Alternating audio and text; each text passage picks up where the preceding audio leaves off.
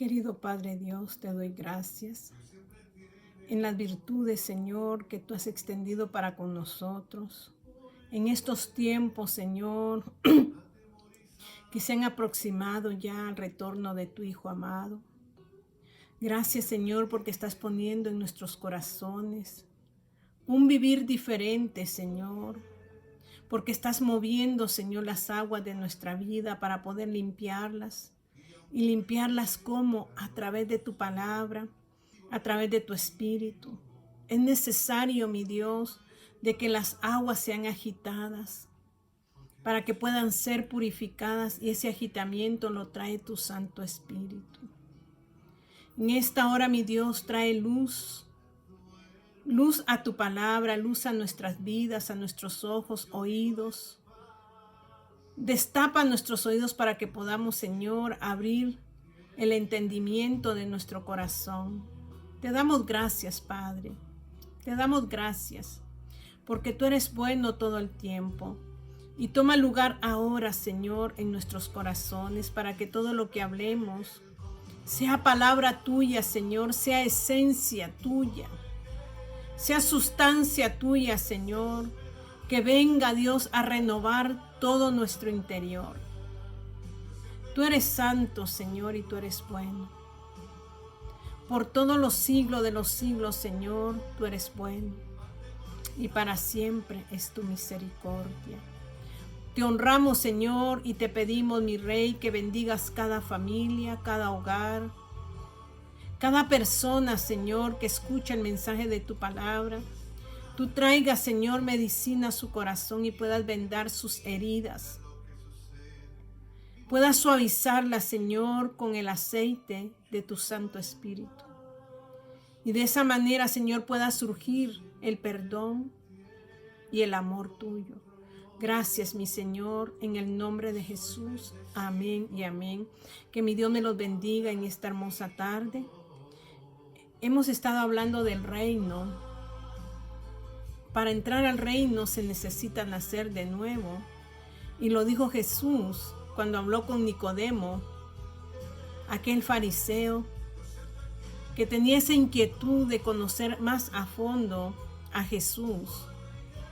Y le dice: nadie, sabemos que vienes de Dios, porque nadie puede hacer esas señales que tú haces.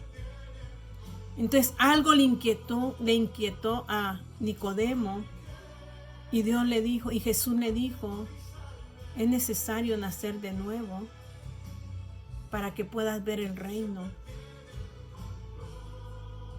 Y luego le dice: es necesario que nazcas de nuevo para que entres al reino. Y ese nacimiento es a través del agua y del Espíritu. El Espíritu Santo dice que en el principio se movía sobre la faz de las aguas, agitaba las aguas. Y de ahí vino, con la palabra de Dios se hizo viva y empezó a hablar la palabra, y esa palabra empezó a tomar vida en las cosas. Hoy Dios quiere que nosotros tomemos vida en su misma palabra, que hablemos la palabra y confesemos su palabra para poder nosotros hacernos uno con Él y poder entrar al reino. Y una de las cosas para poder entrar al reino nos habla de las parábolas, nos habla de que Dios ha lanzado la semilla y la semilla ha caído en diferentes corazones. Y dice que la semilla tiene que morir, lo dice Hebreos. Porque si no cae a tierra y muere, no puede desnudarse y empezar a tomar vida.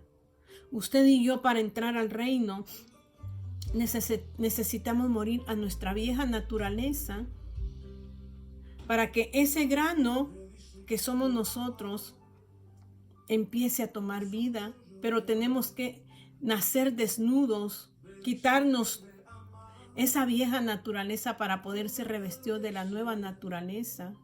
Y eso solo es a través de su palabra, a través de una conexión con Él mismo, una intimidad con Él.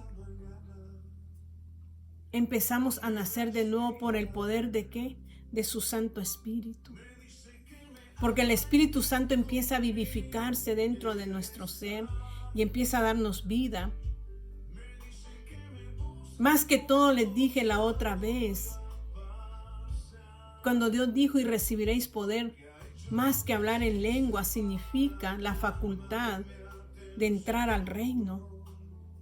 Y dice la palabra de Dios que al cielo, para entrar al cielo se hace fuerza y solo los valientes la arrebatan. Solo aquellos que con ímpetu corazón toman la decisión de ser violentos, pero no violentos en fuerza física, sino de pelear sus batallas, pelear los deseos de su ser, aquellos deseos de nuestra carne que tienen que sujetarse para poder entrar al reino de Dios. Entonces dice que al cielo se hace fuerza y solo los valientes la arrebatan. Para entrar a la tierra prometida a Josué, Dios le dice, esfuérzate. Se necesita un esfuerzo y sé valiente, porque vas a encontrar enemigos en el camino y necesitas ser valiente. Y luego le dice, esfuérzate y sé muy valiente. Pero esa valentía no viene de nuestra humanidad, viene de parte del poder del Espíritu Santo. Por eso es necesario, recibiréis poder, porque el caminar en esta tierra implica pruebas, y a veces pruebas muy fuertes, de las cuales nosotros con nuestra humanidad no vamos a poder superar, pero con el poder del Espíritu sí. Entonces nos habla de que Dios tira la semilla y cae en 4 terrenos. En una es una tierra dura, apermazada, porque quizás muchos han caminado por ese corazón y lo han dañado y lo han lastimado. Quizás se hace duro y no deja penetrar la palabra. La que cayó entre espinos, dice que crecieron los espinos y la ahogaron las circunstancias. Ahogaron esa palabra que podía dar vida. Otra cayó entre piedras y no pudo echar raíces. Los afanes de la vida han implicado de que nosotros no podamos entrar al reino de Dios. Y todo esto, dice la palabra, es pasajero.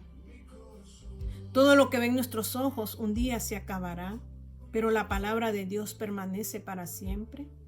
Entonces la palabra que cayó en buena tierra dio fruto. ¿Al qué? Al 30, al 60, al 100. Y esa semilla que cayó en ese corazón tomó vida y fue puesta en este mundo. Pero junto con eso fue sembrada otra semilla, la semilla de la cizaña en este mundo del mal. Entonces esas son nuestras batallas diarias. Y las parábolas nos muestran del proceso que va surgiendo en nuestras vidas en este mundo. Para poder nacer de nuevo, necesitamos pasar por vicisitudes, poder vencer las circunstancias de este mundo. Entonces el reino de la luz empieza a esclarecer nuestro ser. Y nos habla de que para que nosotros podamos estar en ese reino existen leyes. El sermón del monte nos habla, pero nosotros que conocemos que el poder está en nuestras vidas, el poder del Espíritu Santo, que nos da la facultad para que nosotros podamos lograr ejercer, entrar al reino de Dios. Nos dice que nosotros, para poder estar en ese reino, hay leyes, hay gobierno, hay autoridad. Es la justicia de Dios. Y algo que viene a mi corazón, que nosotros muchas veces decimos, nosotros los hijos de Dios podemos juzgar a los demás. Pero ¿cómo tú puedes juzgar a los demás si tú todavía no te has juzgado a ti mismo?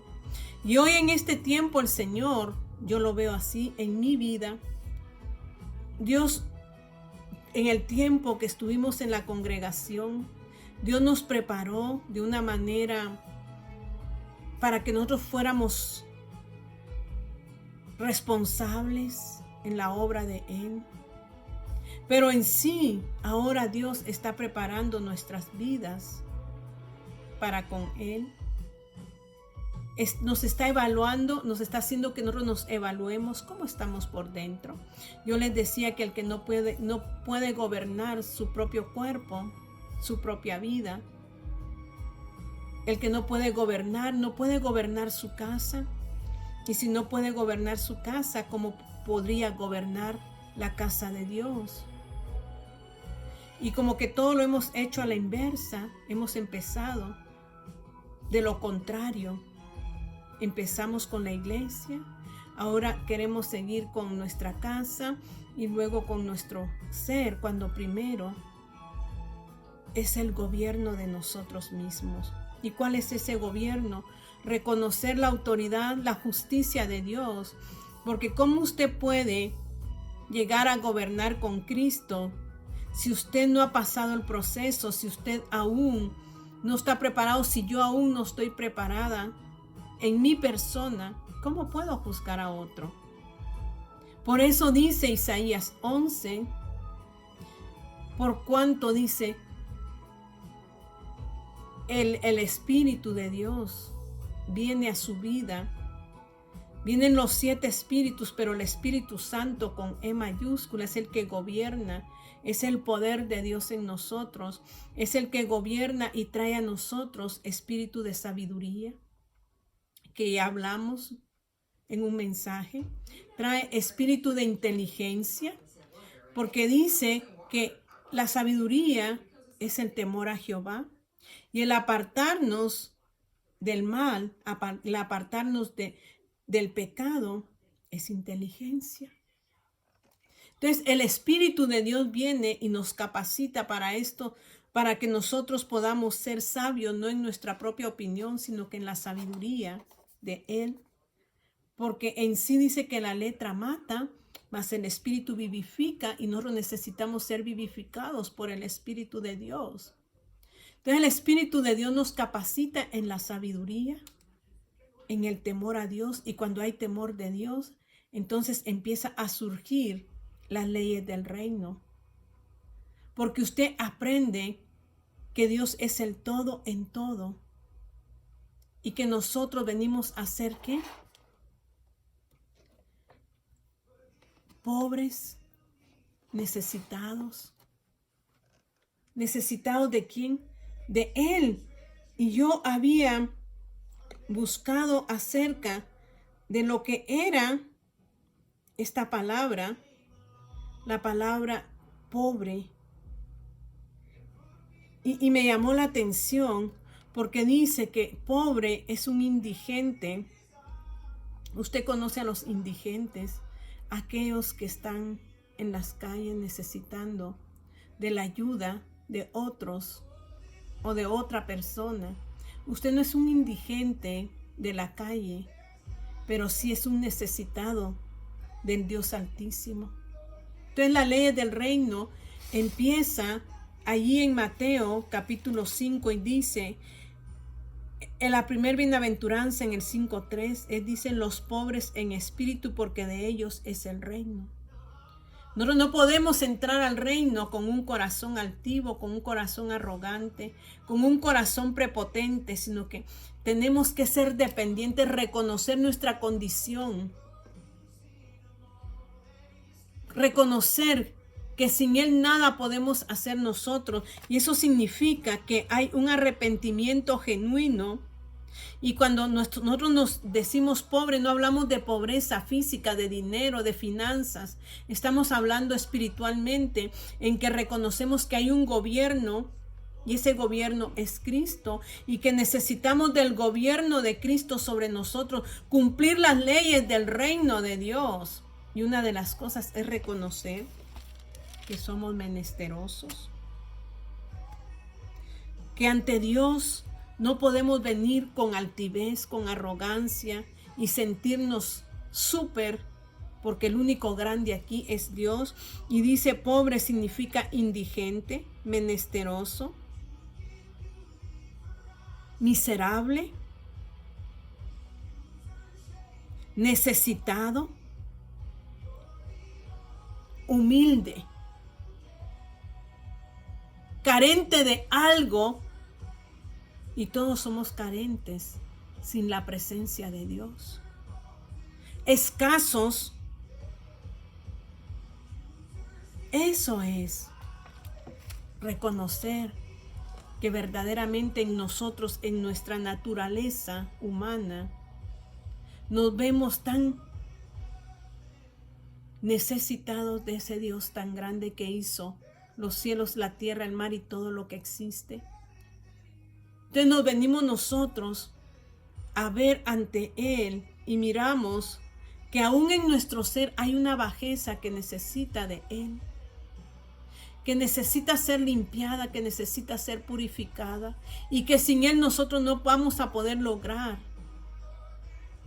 hacer cosas en nuestro interior, sino que necesitamos del poder de Él. Y cuando nos vemos en esa situación, entonces nosotros lloramos, pero no lloramos de tristeza, sino que lloramos de la misericordia que Dios ha tenido de usted y de mí.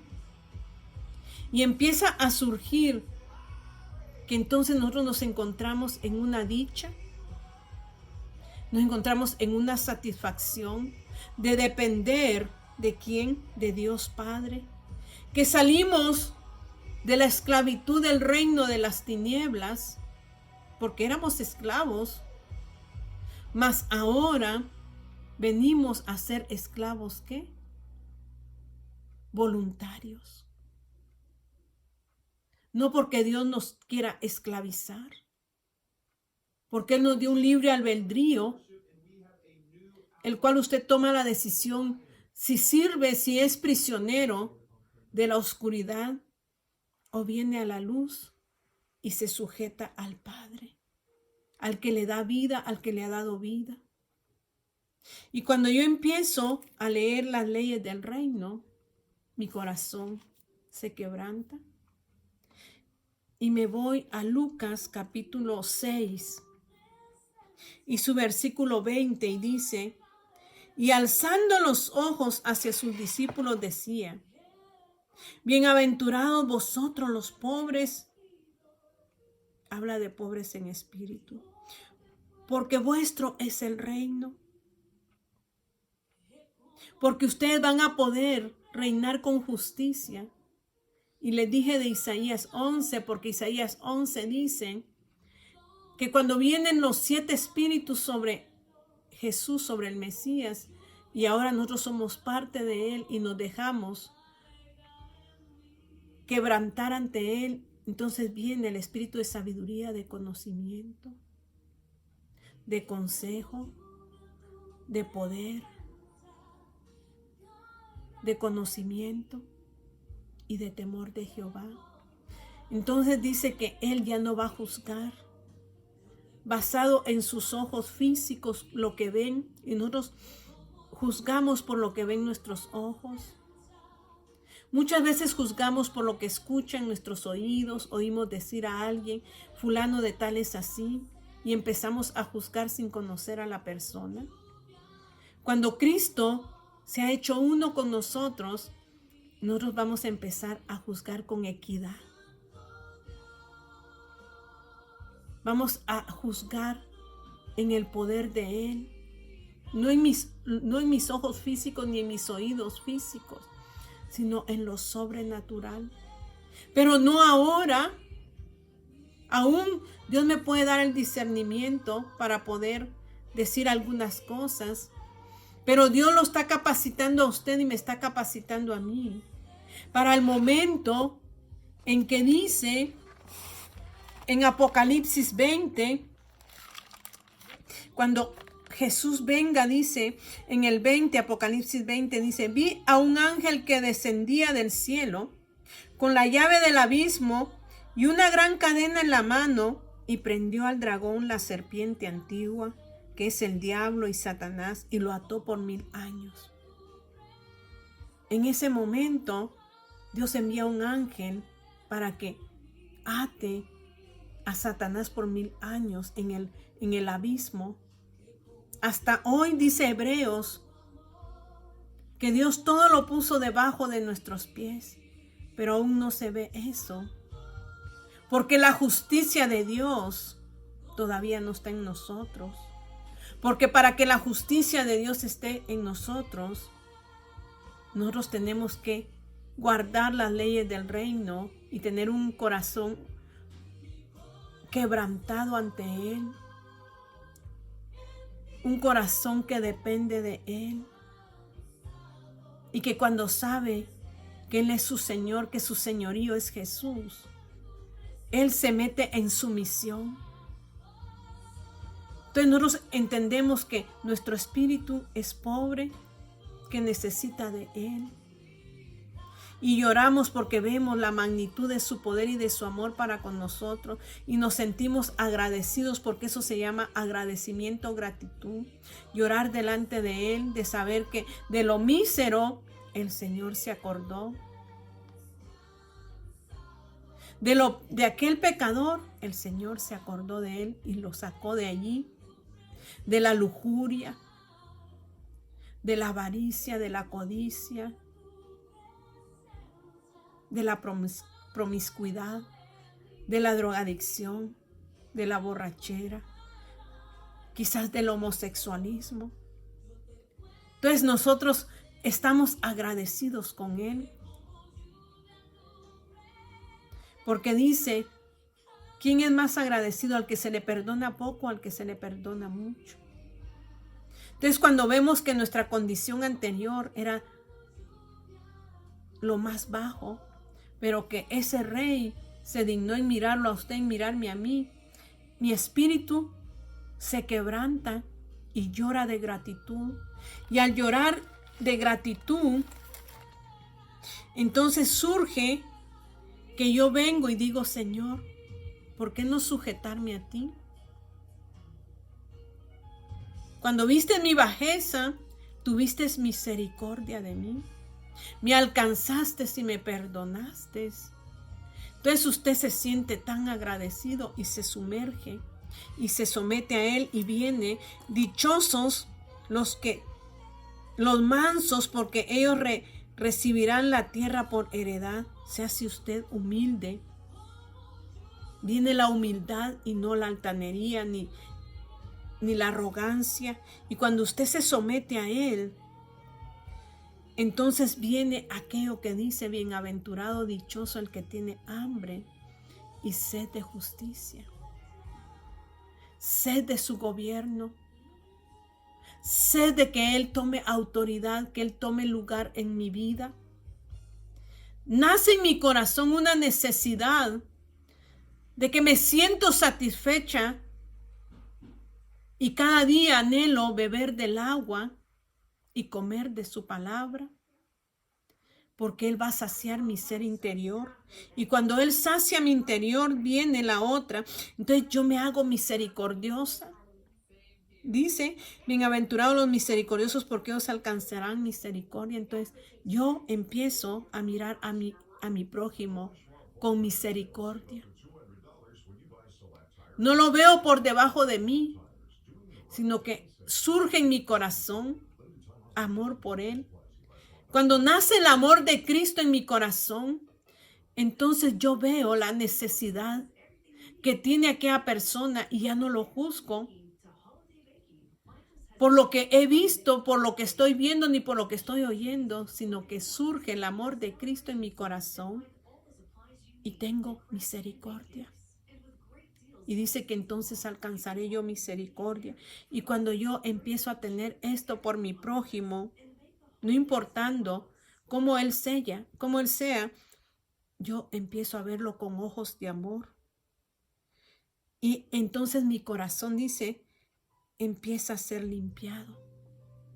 Bienaventurados los limpios de corazón, es porque mi corazón ya ha empezado a ser limpiado. O sea que los primeros son signos de que estamos pasando a nacer de nuevo, que la sintomatología de mi pecado va disminuyendo y empiezo a vivir en el reino y mi corazón empieza a limpiarse. Y cuando mi corazón se empieza a limpiar, a purificar, yo puedo verlo. Mis ojos se abren y empiezo yo a apreciarlo. Dice, bienaventurados los de limpio corazón, porque ellos verán a Dios. Y usted puede leer todas las... Pero yo estaba en el sentir de Apocalipsis 20 que dice que aquí en este tiempo, no ahorita, sino en el tiempo en que Dios envíe al ángel, ese será su segunda venida de Cristo a la tierra. Porque su primera vez fue ¿para qué? Para salvarnos. Pero la segunda vez que Él venga será ¿para qué? Para juzgar a los moradores de la tierra. Pero usted dirá, pero entonces cuando Cristo venga por su iglesia no será su segunda venida, no. Porque Cristo no se asentará en la tierra, sino que Cristo levantará a los suyos, a los nacidos de nuevo, a los que han entrado al reino, y los llevará para que juntos en este tiempo de venir a juzgar, en su segunda venida, donde Él envíe ese ángel y el ángel dice encadene a Satanás. Ahí es donde será, ¿qué? Atado, pero no no, que será por un tiempo. Y dice, vi a un ángel que descendía del cielo con la llave del abismo y una gran cadena en la mano, y prendió al dragón, la serpiente antigua, que es el diablo y Satanás, y lo ató por 1000 años.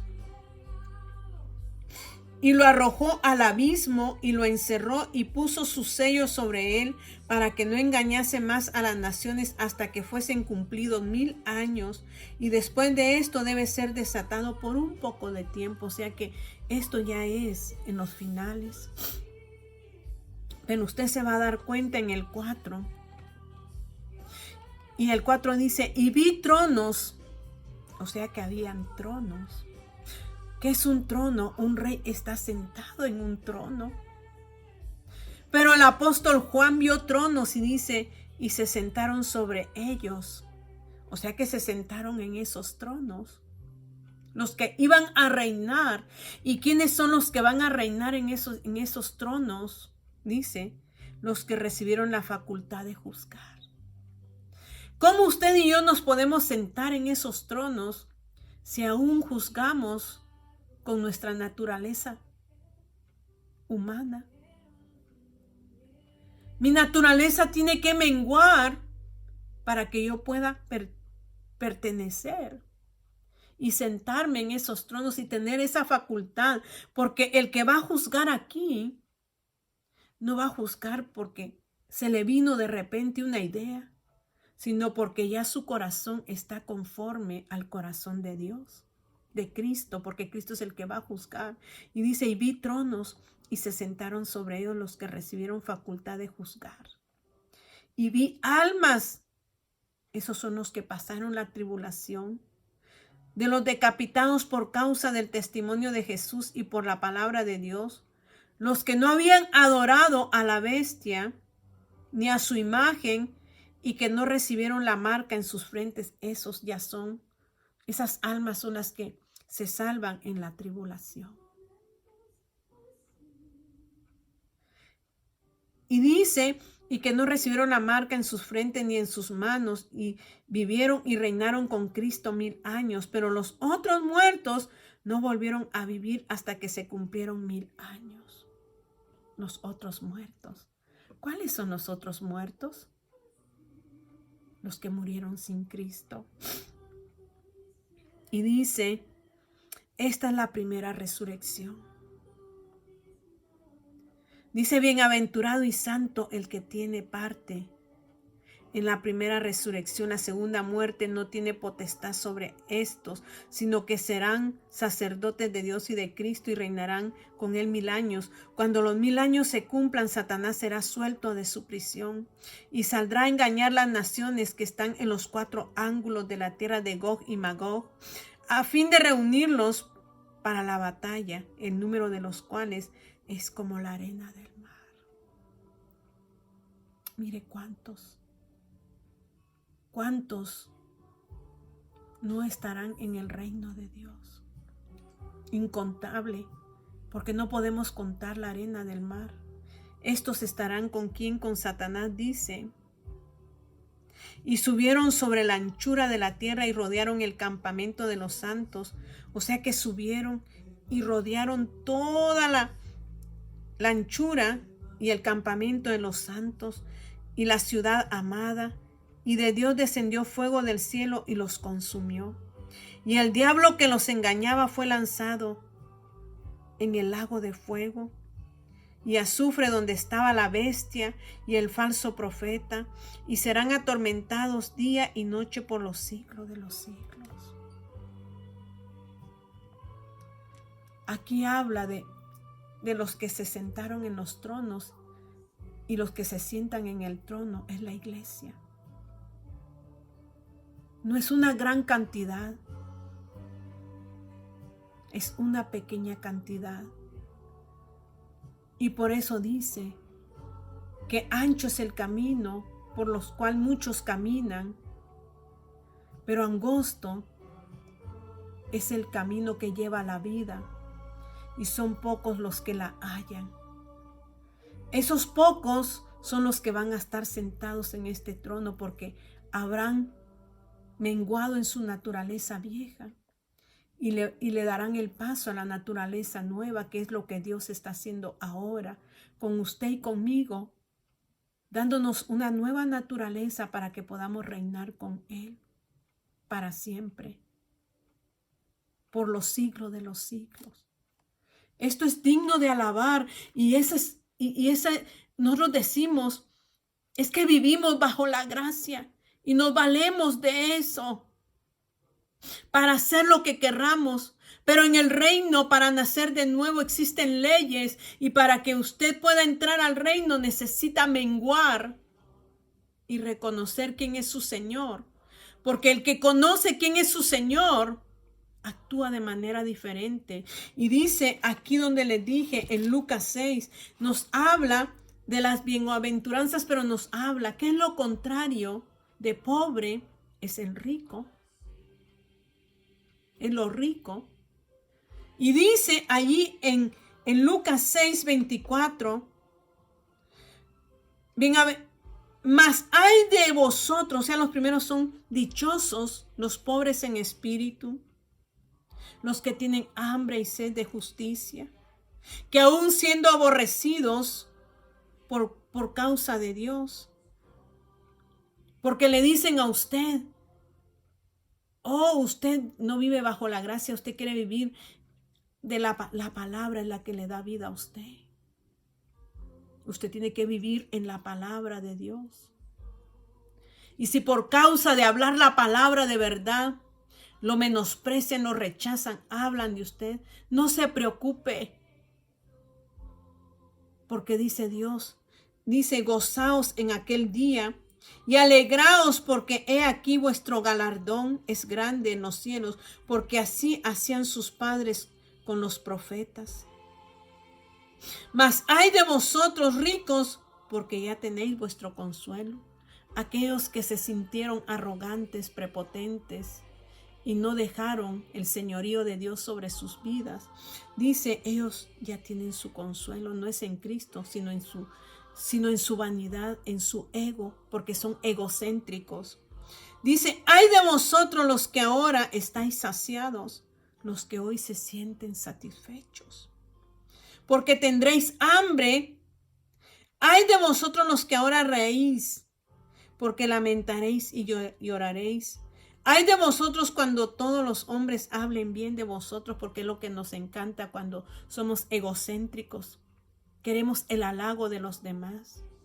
Pero el que es nacido de nuevo no se basa en los halagos del hombre, porque dice la palabra que entonces ya recibieron su recompensa. Y su recompensa es de hombres, y usted necesita recompensa de Dios.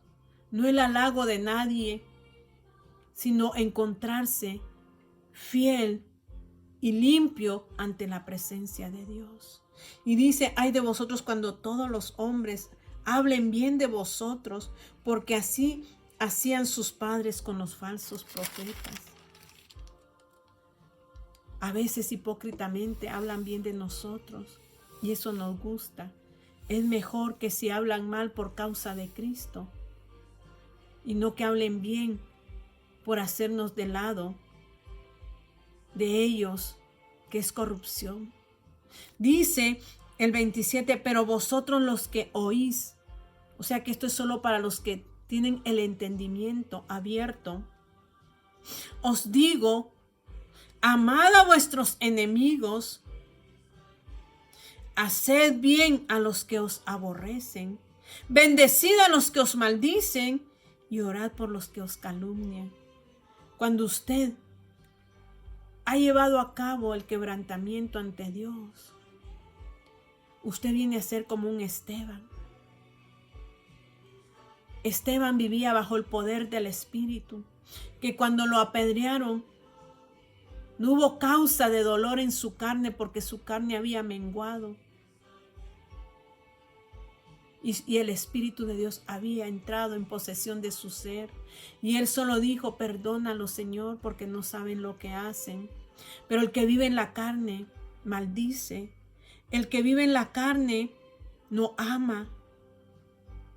El que vive en la carne no ora por los que lo calumnian, porque hay gente que nos calumnia por causa de Cristo.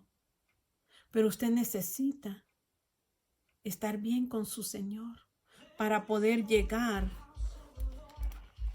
a sentarse en esos tronos y reinar cuando Cristo sujete todo debajo de sus pies. Ese es el tipo de iglesia que Dios está formando ahora, que ha entrado al reino ahora y que se está dejando transformar por el poder de Dios, menguando a su carne para que el Espíritu sea el que se vivifique en él. Cierre sus ojos. Querido Padre Dios, te doy gracias porque sé que nos hablas. Porque hemos entrado, Padre, a un tiempo de reino, aquellos que quieren recibir el reino, aquellos que quieren nacer de nuevo, mi Dios. Se niegan a sí mismos, Señor, para tomar el poderío de Cristo en sus vidas y sea Cristo el que gobierne sus vidas y ya no su naturaleza humana. Ellos son los que se sentarán en los tronos, Señor, y reinarán con Él juntamente cuando sea sujetado todo debajo de los pies. Gracias te doy, Señor, porque abres nuestros ojos, como dice ahí, porque oís, por eso os digo esto. Gracias, Señor, que esta tarde, mi Dios maravillosa, podamos entender lo que usted quiere hacer con aquellos, Señor, que hallan el camino y que son pocos, dice su palabra. Gracias, Señor, le alabo y le glorifico, y sea usted glorificándose en cada uno de nosotros, en el nombre de Jesús. Amén y amén.